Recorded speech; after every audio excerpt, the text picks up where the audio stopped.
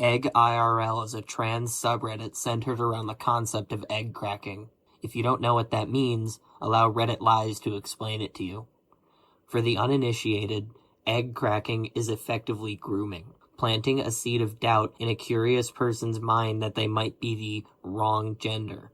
It is an info hazard for younger children especially. As a young man online myself, transgender activists I engage with often call me a closet troon, and I see them do it to many of my friends and political allies as well. They treat it almost like an accusation or an insult. It's clearly a manipulation tactic designed to make us hesitate or perhaps feel more sympathetic, but there's nothing sympathetic about the content of transgender communities.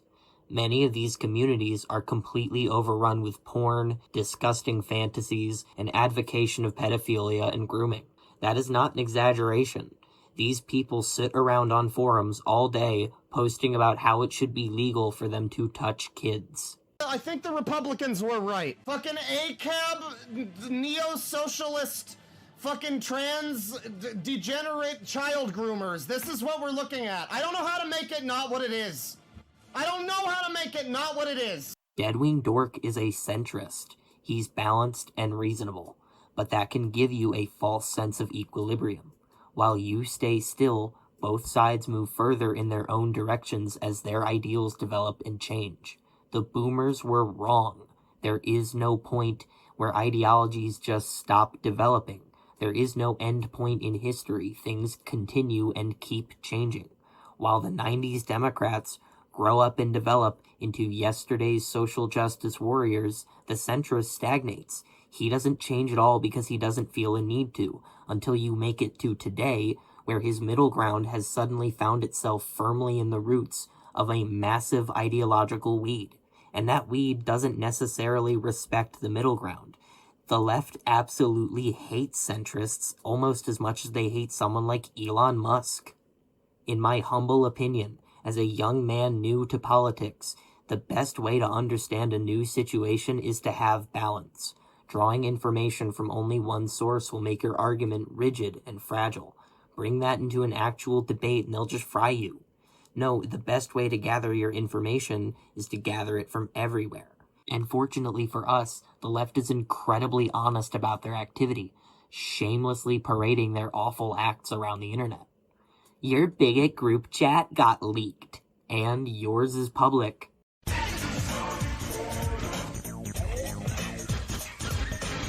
Egg IRL is basically Groomers Incorporated. The subreddit is populated by minors who just installed Reddit to talk about their hobbies and wound up getting sucked into this rabbit hole. I've seen what Redditors do when they're around children because I've been one of the children. Like I said in the last video, these people are often teachers or otherwise infiltrating some children's community. When Redditors have children to influence, they usually wind up developing in one of three ways. They become radical Marxists, they crack the egg and become troons, or they become me. What's clear is that this entire thing is mostly a fetish. Just take a look at some of the stories they tell about their families. I wore a dress when my mom wasn't home, and the pool guy saw me, ooh. I went back to my room nervous, and when my mom came home, the pool guy told her he talked to her daughter, ooh. Now that I'm out of the closet, maybe I can start HRT now.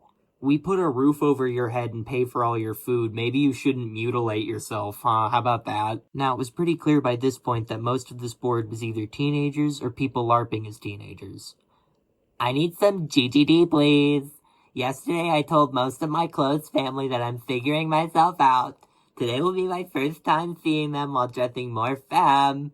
My transphobic grandma will be there and she doesn't know yet. You should cook for your grandma and then after she eats it, tell her a trans person made it and watch her die inside. I thought that this might take a much darker tone, but I like this idea. Okay, now let's check the profile. A cute princess. This is probably a 30-year-old man. Women interacting with each other in literally any way at all. Me feeling left out. Jesus Christ. And just what exactly classifies someone as an egg? What are the signs? Anything? Anything is a fucking sign?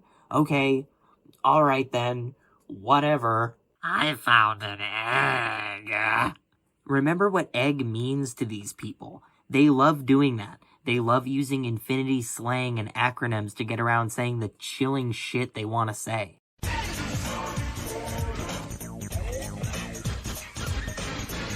At the end of the day, you should not be allowing your children on Reddit regardless of their age. I don't care if they're 10 or 18.